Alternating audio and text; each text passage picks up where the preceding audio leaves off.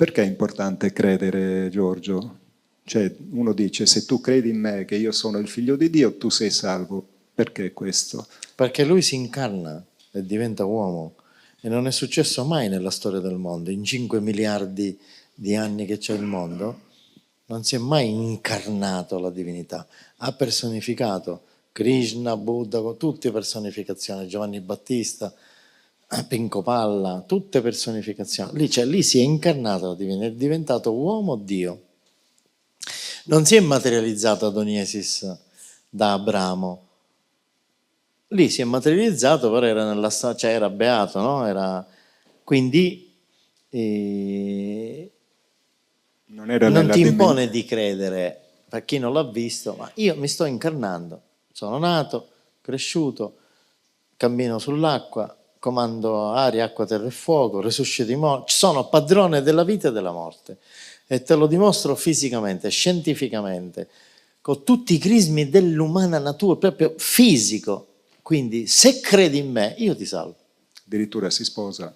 Sì, si sposa, quindi si innamora di una donna. A che serve Dio sposare? Cioè, è ridicolo, quindi mi faccio uomo, ti dimostro che sono Dio e quindi ti impongo di credermi. Oh, scusami, ha ragione, no?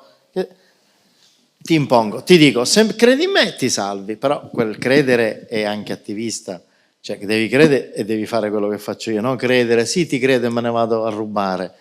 Sottinteso, Cristo quando ti dice mi devi credere, devi fare quello che faccio io, cioè solo il bene. Però se lui guarisce perché vede questa fede nel cuore di queste persone è perché sa che queste persone poi cambieranno vita. Cioè. Ma se l'è andato a cercare, cioè quello credeva al Signore Gesù Cristo senza sapere niente, e meglio dei suoi fratelli che ancora non capivano ma chi è, forse non è, e chi lui faceva miracoli. Cioè quello faceva miracoli, ancora noi stupidi cretini, ma forse lui, ma non si sa, cioè che faceva i miracoli. Quindi che deficienze avevamo qua dentro, putrefatta. Quello sentiva parlare Gesù, il Messia, cioè Gesù, il profeta, cioè, ci credo, l'ha mandato Dio. Con il fatto che l'ha mandato Dio senza che mi frequenti, io ti premio. Certo che poi l'ha seguito, se vuoi sapere, il figlio del re, il funzionario del re si è licenziato, sì, è diventato seguace di Cristo. È diventato un discepolo, quindi. È diventato uno dei tanti discepoli, nel 72 poi aveva una folla immensa, sì. Non era dei 12, ma... Però, Pier, questo signore penso di no, ma molti nella piazza gridarono crocifiggi ed erano stati guariti. Anche di quei fanciulli che lui aveva miracolato, forse. Fanciulli? Quali fanciulli? Quando lui dice lasciate che i bambini vengano a me. Sì, certo. La famiglia Lazzaro, che era miliardaria, l'ha difeso. Non ha gridato crocifiggi. Però, siccome io, la verità, prima di me, non è andata in piazza a gridare è innocente.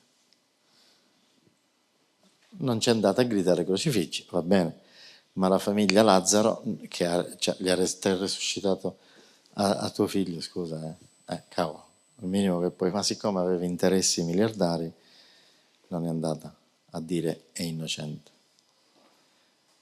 Però non è andata a dire, perché tutta la piazza fu chiamata a gridare crocifiggilo. Cioè la gente più potente di Gerusalemme ha gridato crocifiggilo. Alcuni potenti amici di Gesù, tra questi Lazzaro, non sono andati, diciamo, al processo, perché era un processo di piazza, a dire Barabba, liberato. Non hanno detto niente. Sottinteso erano con Gesù. Per i farisei la famiglia Lazzaro era con Gesù, aveva ragione, perché non è andato in piazza a gridare. Chi non è andato in piazza a gridare è stato messo sotto l'indice, però siccome la famiglia Lazzaro era una specie di agnelli, intoccabile, non gli hanno fatto niente. Al suo figlio l'hanno riammazzato però. Ecco, veniamo al miracolo. È morto 2 volte Lazzaro.